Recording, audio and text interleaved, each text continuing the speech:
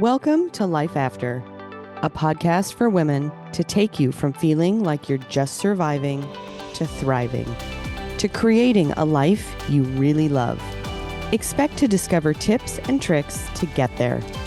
Each episode will have actionable steps to empower you to make changes. I started this podcast because I've been through it all, from getting out of a marriage with a narcissist to completely rebuilding my life. And now I'm on a mission to help you too. You can change your life. It's absolutely possible. What you look for, you find. Focus is the art of knowing what to ignore. James Clear. Your life is controlled by what you focus on. Tony Robbins. Whether you're 9 or 90, stop trying to fix the things you're bad at and focus on the things you're good at. Gary Vaynerchuk. Girls are the future mothers of our society, and it is important that we focus on their well-being. Miriam Makeba. In this episode, we are going to talk about focus and attention and how it impacts what happens in our lives, and also how being focused and what we pay attention to can really change our lives. What you look for, you find. How many places is this so true? So many. There's so much going on in the world. I've been spending a lot of time thinking about this in the last couple of weeks. Generally, I tend not to watch the news at all. It's how I stay focused on the things I want and don't get mired in the muck of the world. Now, it's not that I don't know what's going on. I stay informed. I just do so in a manageable way, in manageable bites that I control. But with everything that's been going on, I've been getting sucked in. And I found myself letting the news control me in the last few weeks. I've really seen the impact it's had on my mindset. So I wanted to do an episode to remind myself and you that what we focus on is what we're thinking about and what we're feeling and what's impacting our mindset, and therefore what's impacting our actions. Or more importantly, maybe it's really impacting ending up what we're not doing, the actions we're not taking because of where our mindset is. One part of the work I do has me working with people that are actively in domestic violence or abusive situations. It's pretty heavy work. And so I really practice what I preach. I'm actively practicing the tips that I give you every single day to keep my mindset positively focused. And I have to be mindful of my self-care routine. I really definitely practice what I preach. I have to. If I don't keep my cup full, there's no way I could show up for others. It's such a priority. And while I'm certainly not perfect at it, right? I'm human, just like you. The more and more I do this work, the more I practice focusing on it. And it's important to do that. So I just want to remind you that it's a practice, right? We all have to practice bringing our mindset back. Are you finding yourself struggling in a relationship and wondering if you're dealing with a narcissist? You're not alone, and I've got a resource that can help. Get my 5 questions to confirm you're not the problem. This helps you identify the emotions associated with being in a controlling relationship. Just head over to locatecoaching.com/free gift and take the first step toward clarity and confidence in your relationships. And so when I started doing more doom scrolling several weeks ago, I noticed how much harder it was to stay focused on being positive. Now, I want to be really, really clear. I'm not talking about, when I talk about keeping my mindset positive and keeping my self-care routine in place, I'm not talking about being Pollyanna-ish positive or toxic positive. I don't walk around in the world thinking everything is perfect. I'm talking about staying well-resourced and focused on solutions with high hope. To me, this is what having a strong positive mindset means. It also means that when that's the mindset we've got, we can give our focus and attentions to the things we really want to accomplish, goals we really want to reach, by putting the attention and the focus on the big dreams. So how does this relate to you? Do you have big dreams or goals? First, you have to know what you want in order to focus on what you want. Are you clear about what you want? If not, take some time to get clear. Now, I've got some previous episodes that you can check out to help you do that, or reach out to me because I can help. Second, don't focus on what you don't want. That's too many double negatives, I know. We have a part of our brain called the reticular activating system, RAS. And it's the part of our brain that regulates, among other things, our attention. It filters out the unnecessary information. We get so much information thrown at us, especially in this day and age. And the thing about the RAS is that it doesn't hear the no or don't when we're kind of talking to ourselves. So when we get up in the middle of the night and we're stumbling to the bathroom and we're thinking, please don't stub my toe, it doesn't register the don't. All it hears is stub toe, stub toe, stub toe. It filters out the don't. The more classic examples that you kind of always hear is if I say to you, don't think about an elephant. Whatever you do, don't think about an elephant right now. All you can think about is an elephant, right? Because I'm planting that in your brain. Or I really like this example better. If I mention seeing hearts, if I just bring up that I've seen hearts or that you might see hearts, the likelihood that you're going to see a heart in some form today is significantly higher, because now I've brought to your attention, I've brought to your reticulating activating system, your RAS, this idea, this notion of hearts. So somewhere in your world today, be it a cloud or a meme or somebody else going to say something to you about hearts, we're feeding the RAS with what it should or shouldn't pay attention to. So just as kind of a random side note, I learned about this when I went through my coaching program. For anyone out there that would like to stop smoking, think about the language you use if that's your goal, because you've still got smoking in the goal. So how much attention are you giving to the stop smoking when that's exactly what your brain is hearing? Smoking, smoking, smoking, smoking, right? So if that's ever one of your goals, it's there's the difference between avoidance goals and goals you're moving to. We can do another episode on that sometime. But just think about how you would frame that if that's ever a goal of yours. Okay. The key here is that you have to focus on what you want, because that's what your brain is going to focus on. That's what your RAS is going to focus on.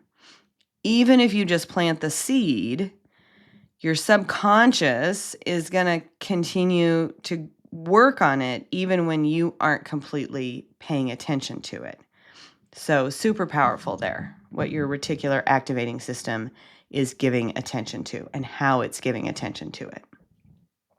The third thing is stop the doom scrolling. I can't stress this enough. I have to remind myself of this. Unless your social media feed is so carefully curated that it's all puppies and babies and rainbows and unicorns all the time, and let's face it, whose is? Stop the doom scrolling. And this is hard. Social media is designed to suck you in. The algorithms know just exactly how to get you, how to keep you scrolling. They are, pardon me, they know exactly what to do to keep you scrolling.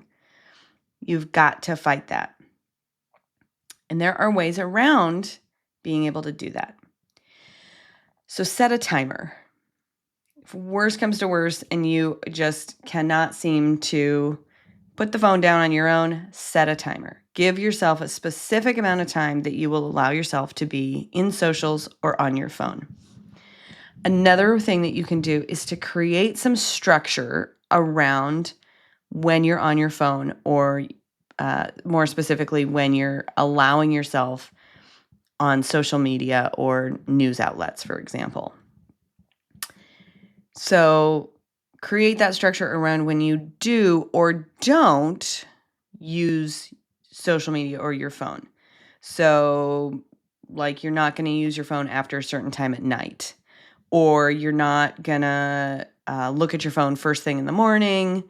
You create, let's say, a morning routine that includes not looking at your phone for the first, half an hour, 45 minutes of your day, where you're setting up a routine that's really positive for your day before you get into a negative news cycle. Whatever you do, don't scroll endlessly about all that's wrong in the world, or that's all you'll focus on. And the result of that is that you'll lose any momentum or motivation to take the actions on what you really want. That's really the point here, is that when you get stuck in that doom scrolling mindset, you lose your motivation and any momentum that you've built to take the actions towards the things you really want. All right, the next thing is take control of what you can do. There is so much going on in the world that we can't control. And that can feel really scary and frustrating and frankly fearful. Instead of giving up or feel like there isn't anything that you can do about it, focus on what you can do. You do have choices. We always have choices. And part of those choices is keeping a positive mindset, is continuing to manage your motivation and keeping your momentum up towards doing the actions that will move you towards the thing that you really want in life. And these things can be the small things or the big things. Maybe you want to pay down some debt and feel less fearful about what's happening in the economy. Like, that's something you can take control of. Even if you're only paying, I don't know if you guys remember the episode we did with Courtney Wittenberg I think it was season 1. And she talked about, she had some significant debt and she managed to pay it off $20 at a time, $5, $10, $15, $20 at a time, right? She took control of that and ended up having really serious success. So you can take control. You can take actions and hit your goals, even by taking baby steps. So where in your life can you make the changes that you want? Do you want to get educated about a topic so you feel more in control? There's so many resources out there. Yeah, you got to do your research to make sure that you're getting good information, for sure, of course. And sometimes you got to go with your gut. However you do that, expand your horizons and your perception. This will open up possibilities for you, make you more open-minded, and no one can ever take the knowledge that you learn away from you. What about helping others? That's always a huge way of feeling more control in your life. And when you do that, you're in community. You're showing up for others is always a way that helps us focus on what we have, practice gratitude, expands our perception of good, and doing good will always create more good. Focusing on helping someone else, whether it's helping a neighbor or a stranger, will improve your mindset, which will energize you to take action on those actions that you need to move forward in what you want to achieve. And I just want to remind you, I've told this story again and again. Back when I was at one of my absolute lowest points in life, where I just thought nothing is going right in my life. And I volunteered to at a feeding program when we still lived in California. I mean, I was so despondent about what was happening in the legal process, in my divorce, with what was happening in around the custody with the kids. I went and I volunteered, and I couldn't even speak because to anybody for fear that I would just break down sobbing because I was just in such a terrible place. And yet, me helping others allowed me to recognize that I still had choice. I still had things to be grateful for. And that action alone helped me to move through that one of the worst times of my life. So even in times that are our toughest, we can make changes and move through them and gain some control when we help others. So always know that that's a way that we have choice and can shift our mindset and can focus on something and give attention to something in a positive way. The next suggestion I've got is to find something that brings you joy and practice it regularly. Practice.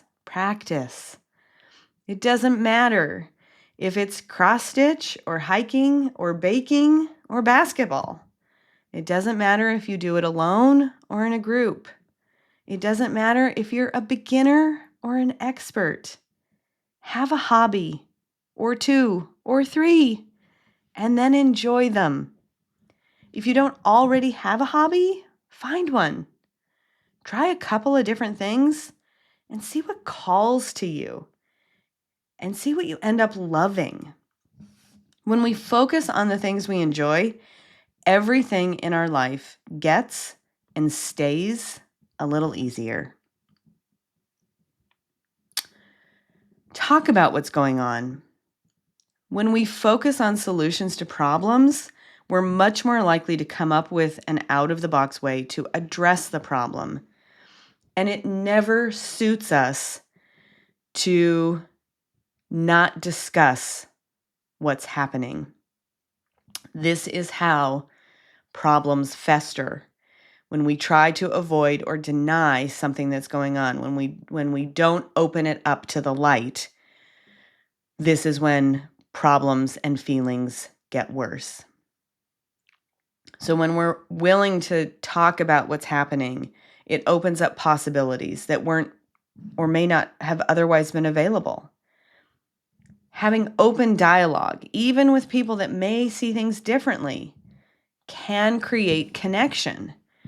And more importantly, it removes the othering that is so divisive. This is the only way we're going to get through the challenges, by coming together, being open and transparent, and working through things together. Ultimately, the thing about keeping yourself focused on what you want means that you also need to keep your mindset positive and focused.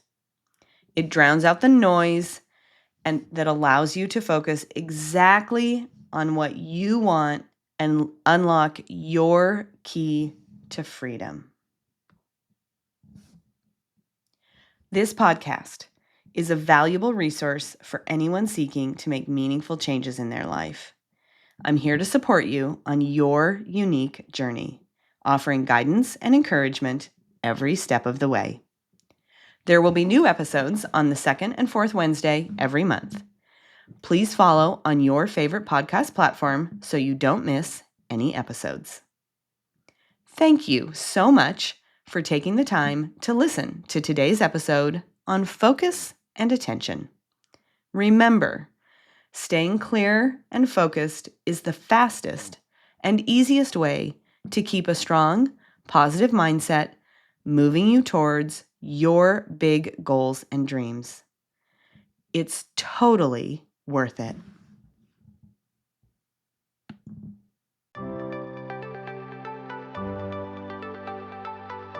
As we wrap up, here's the thing. I've made every mistake. I've literally been there and done that. It's one step at a time, and you'll get there. There's hope. You've got this. If you're struggling in a relationship and wondering if it might be controlling, you're not alone. Download my free PDF at locatecoaching.com/free gift to help you find clarity and confidence. I hope you have a fantastic day, and I'll see you soon.